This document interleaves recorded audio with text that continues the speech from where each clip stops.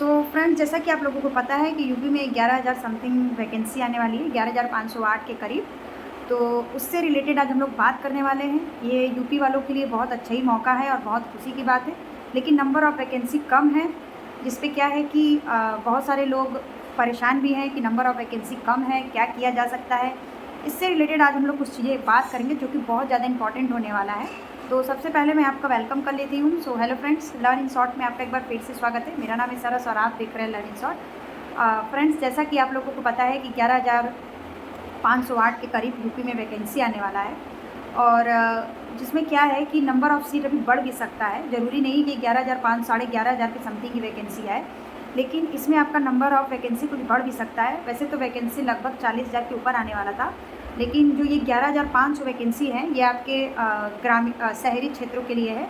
ग्रामीण क्षेत्र में भी लगभग 30,000 वैकेंसी खाली है, लेकिन वो वैकेंसी अभी जो 69,000 वैकेंसी का मैटर जो कोर्ट में चल रहा है 69,000 वाला, उसमें क्या है कि 30,000 सीटें उसमें जा सकती हैं। तो अभी अगर बात करें ये 11 साढ़े 11,000 जो वैकेंसी आने वाला है, जो शहरी सीटें हैं, जो आपको पता ही है कि कुछ ग्रामीण इलाकों में स्कूल होता है और यूपी में कई जगह पर जो आपका स्कूल है उसको कंपोजिट स्कूल बना दिया गया है, इंग्लिश मीडियम। हमारे भी शहर में है काफ़ी सारे, जिसको जो शहर में है उनको इंग्लिश मीडियम के तहत चलाया जा रहा है क्योंकि बच्चों को अच्छा सा शिक्षा मिले।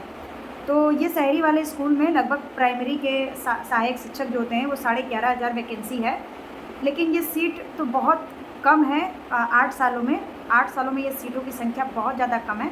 लेकिन अगर बाकी चीज़ों से कंपेयर किया जाए, जैसा कि आपका रेलवे में वैकेंसी आता है, एसएससी में वैकेंसी आता है और तो उसके तुलना में अगर देखा जाए तो ठीक है, लेकिन फिर भी एक 11,500 में से आपका जो सीटें होंगी उसमें जनरल वालों का अलग होगा, एससी एसटी वालों का अलग होगा, ओबीसी का अलग होगा। उसके बाद फिर ये सारी चीज़ें अलग होंगी, फिर उसमें आपके शिक्षा मित्र भी शामिल होंगे 11,500 में। तो आप मान कर चलिए कि अप्रॉक्स आपका इसमें कितना कॉम्पिटिशन होने वाला है। तो इसमें आपका लगभग मान के चलिए कि 6 से 7 लाख फॉर्म भराएंगे सिर्फ यूपी में। मैं आपका अदर स्टेट का तो बात ही नहीं कर रही हूँ, क्योंकि अदर यूपी वाले जब अदर स्टेट में जाते हैं तो अदर स्टेट वाले भी यूपी में आएंगे, जो कि जनरल कैंडिडेट में वो लोग भी काउंट होंगे। जैसे यूपी वाले एमपी में भी एग्ज़ाम देते हैं, बिहार में भी देते हैं और भी जगह जगह देते हैं, तो अदर स्टेट वाले भी आते हैं। अभी आप लोगों को पता है कि यूपी में पुलिस का जो भर्ती हुआ था, एसआई का भर्ती एग्ज़ाम हुआ था और यूपी पुलिस जो अभी 62,000 60,000 वैकेंसी आया था और अभी भी जो 32,000 है। तो अदर स्टेट के बहुत सारे लोग इसमें शामिल हैं। हर जगह हर स्टेट में लोग जाते हैं। दिल्ली पुलिस में भी बहुत सारे, दिल्ली में भी क्या है कि बहुत सारे लोग जाते हैं।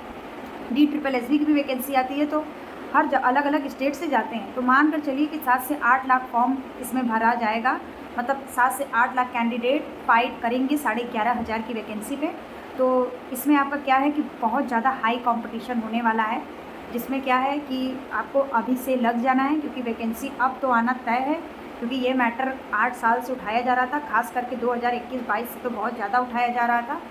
तो इसमें आपका कंपटीशन काफ़ी अच्छा खासा रहने वाला है। तो आपके जो 14 सब्जेक्ट में पढ़ाई करनी है आपको उसी तरीके से उसको यूटिलाइज़ करना होगा और अभी से ही चीज़ों की रणनीति आपको बना लेना होगा। जैसे कि आप में से बहुत सारे लोग अभी यूपी टेट की तैयारी कर रहे होंगे, जो भी शिक्षण गढ़ से संबंधित है। बाकी तो अभी काफ़ी सारे लोग लोअर पीसीएस की तैयारी कर रहे हैं, लेखपाल की तैयारी कर रहे थे, लेखपाल का एग्ज़ाम भी दिया बहुत सारे लोगों ने, जिनका पेट में स्कोर अच्छा था। और अभी बहुत सारे लोग जो 32,000 यूपी पुलिस की वैकेंसी है उसके तैयारी में लगे हुए हैं, जिनका 8, 9 और 10 को एग्ज़ाम होना प्रस्तावित है, 3 भी। तो लेकिन जो शिक्षण गढ़ से संबंधित है वो टीचिंग एग्ज़ाम पे ही फोकस करते हैं। बहुत सारे लोग ऐसे होते हैं जिनको शिक्षक ही बनना होता है। तो जो पहले कट ऑफ जाता था फ्रेंड्स कि 90 नंबर में, जो 90 उनका रिटन वाला ऑब्जेक्टिव वाला 90 नंबर में सिलेक्शन हो जाता था, गुणांक को हटा देते हैं, जो इंटरनल मेरिट वाला होता है उसको मैं नहीं काउंट कर रही हूँ, लेकिन 90 नंबर में 150 में से 90 नंबर, क्योंकि आपको पता ही कि जो यूपी में पेपर होता है और जो पिछला पैटर्न था वही सिलेबस अकॉर्डिंग अभी इस बार भी पेपर होगा। और तो उसमें जो पेपर होता है तो उसमें क्या है कि आपको 14 सब्जेक्ट पढ़ने होते हैं। और जैसे आपको पता है कि बिहार में जो हिंदी इंग्लिश होता है उसको एज ए सब्जेक्टिव ले लेते हैं, लेकिन यूपी में ऐसा नहीं है। यूपी में आपका हिंदी, संस्कृत और इंग्लिश 3 सब्जेक्ट इंक्लूड होंगे। तो वो तीनों का नंबर भी आपका 150 नंबर का पेपर होगा और कट ऑफ भी आपका जो होगा वो 150 नंबर का ही बनेगा। तो आपको उस हिसाब से अपने सब्जेक्ट को तैयारी करना होगा कि आपका पूरा 14 सब्जेक्ट पूरा यूटिलाइज़ हो सके। आप ये सोचिए कि आप मैथ छोड़ देंगे तो हो जाएगा, इंग्लिश छोड़ देंगे तो हो जाएगा, उसमें आपका कंप्यूटर भी आएगा 5 नंबर का, 5 नंबर का रीजनिंग भी आएगा, और आपका हिंदी भी है, संस्कृत भी है, साइंस भी है, सोशल स्टडीज़ भी है, मैथ भी है, और आपका शिक्षण अधिगम भी है, और बाल विकास भी है, और साइकोलॉजी भी है। बहुत सारी चीज़ उसमें इंक्लूड है, जिसमें क्या है कि पेपर का जो पैटर्न है, आप पिछला पेपर देखे होंगे तो सारे सब्जेक्ट को उसमें मिक्स कर देता है। जैसे कि ऐसा नहीं है कि आपका डिवाइड कर देगा, नहीं, सेक्शन डिवाइड नहीं रहता यूपी के पेपर में, सब मिक्स रहता है। और सिलेबस पुराना है तो पेपर भी अभी पहले तरीके से बनेगा क्योंकि नया आयोग है। और मुझे सुनने में ये भी आया है कि शायद पीएनपी ही एग्ज़ाम कंडक्ट कराए सुपरटेट का, सहायक शिक्षक भर्ती जो है पीआरटी का, वो आपका पीएनपी ही करवाए। तो नेक्स्ट वीडियो में मैं आपको बताने वाली थी कि ये जो एग्ज़ाम कंडक्ट होगा, इसी में मैं आपसे बात ये थोड़ा सा चर्चा कर लेती हूँ। शायद आपका पीएनपी ही कंडक्ट कराएगा, जो नया शिक्षा सेवा चयन आयोग बना है शायद उससे नहीं कंडक्ट होगा, क्योंकि बोला जा रहा है कि पीएनपी को पहले का एग्ज़ाम कराने का वो है, मतलब कि एक्सपीरियंस है, तो इसलिए शायद हो सकता है कि पीएनपी ही एग्ज़ाम कंडक्ट करवाए। तो आपको उसी पैटर्न पे पढ़ना हो, अपने पढ़ाई को जारी रखना होगा। तो मैं आपसे और भी चीज़ें शेयर करूँगी कि मेरे पास सुपरटेट का एक बहुत अच्छा सा यूथ कंपटीशन का बुक है, और भी बहुत सारे सोर्सेस है जिससे मैं आपको बताऊँगी कि आपको कैसे सुपरटेट की तैयारी आप कर सकते हैं, और कौन से सब्जेक्ट पे आपको ज़्यादा फोकस करना है, कौन सा सब्जेक्ट आपको बहुत ज़्यादा नंबर गेनिंग करा सकता है, और उससे रिलेटेड मैं पूरा बोर्ड पे आपको एक वीडियो बना के दूँगी। और फ्रेंड्स देखिए, हो सकता है कि पीएनपी ही आप लोगों का एग्ज़ाम ले ना, जो अपना शिक्षा सेवा चयन आयोग है, शायद वो आपका एग्ज़ाम ना ले, वो यूपी टेट का एग्ज़ाम लेगा, और आपका जो सुपर टेट है वो पीएनपी जो अनिल भूषण चतुर्वेदी जी हैं उन्हीं के द्वारा ही कंडक्ट कराया जाएगा, क्योंकि उन्हें ये सारी चीज़ों का एक्सपीरियंस है, ये सुनने में आ रहा है। तो हो सकता है कि आपका एग्ज़ाम जो है आपका पुराना आयोग ही करवाए, जो कि नया आयोग इसीलिए बनाया गया था कि सुपर टेट का एग्ज़ाम अब नया आयोग करेगा, यूपी टेट का एग्ज़ाम अब नया आयोग करेगा। लेकिन अब पीएनपी सिर्फ बीटीसी का एग्ज़ाम कराएगा, डीएलएड का। लेकिन अभी सुनने में आ रहा है कि पीएनपी आपका एग्ज़ाम कंडक्ट कराएगा सुपर टेट का भी। तो फ्रेंड्स, आप अपने सब्जेक्ट को अभी से यूटिलाइज़ करिए। 11,500 के करीब वैकेंसी है, जो कि मान कर चलिए कि 7 से 8 लाख फॉर्म भरा जाएगा, अदर स्टेट वाले भी शामिल हो जाते हैं तो। और एक सीट पे लगभग 70 लोग रहेंगे।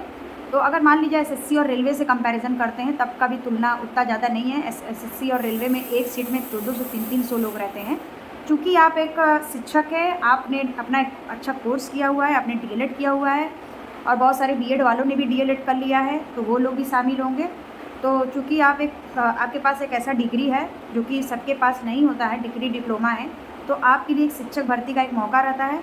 तो अभी टीआरई 4.0 में बहुत सारे लोग अदर स्टेट वाले भी बैठेंगे, और यूपी में भी बहुत सारे अदर स्टेट वाले भी बैठेंगे। तो फिर ये मानकर चलिए कि यही दोनों वैकेंसी अब आप लोगों के लिए बहुत ही ज़्यादा यूज़फुल होने वाला है, चाहे हम लोगों के लिए।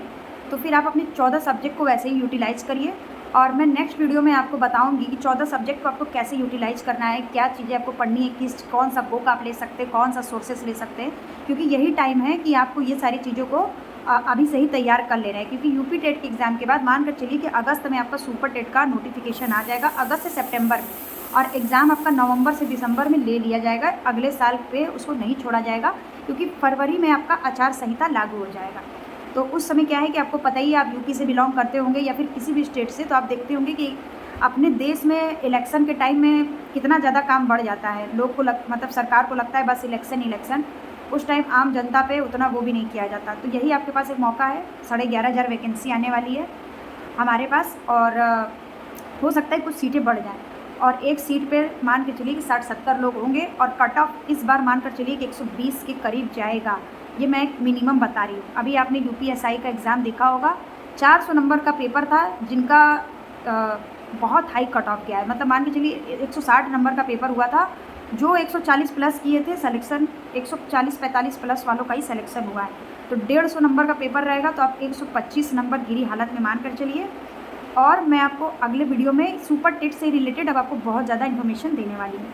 तो फ्रेंड्स, इस वीडियो में इतना ही है, मिलते हैं नेक्स्ट वीडियो में एक बहुत अच्छे इन्फॉर्मेशन के साथ। मैं आपको पूरा 14 सब्जेक्ट यूटिलाइज़ करके बताऊंगी कि किस सब्जेक्ट में आपको कैसे क्या पढ़ना है, और क्या सब्जेक्ट आपको सबसे ज़्यादा नंबर दिला सकता है। तो चलिए मिलते हैं नेक्स्ट वीडियो में नए इन्फॉर्मेशन के साथ। तब तक के लिए बाय बाय। वीडियो पसंद आए तो वीडियो को लाइक करिए, चैनल को सब्सक्राइब करिए। कोई आपका सवाल हो तो आप कमेंट कर दीजिएगा, और नए हैं तो सब्सक्राइब कर लीजिएगा। मिलते हैं नेक्स्ट वीडियो में नए इन्फॉर्मेशन के साथ। तब तक के लिए बाय बाय।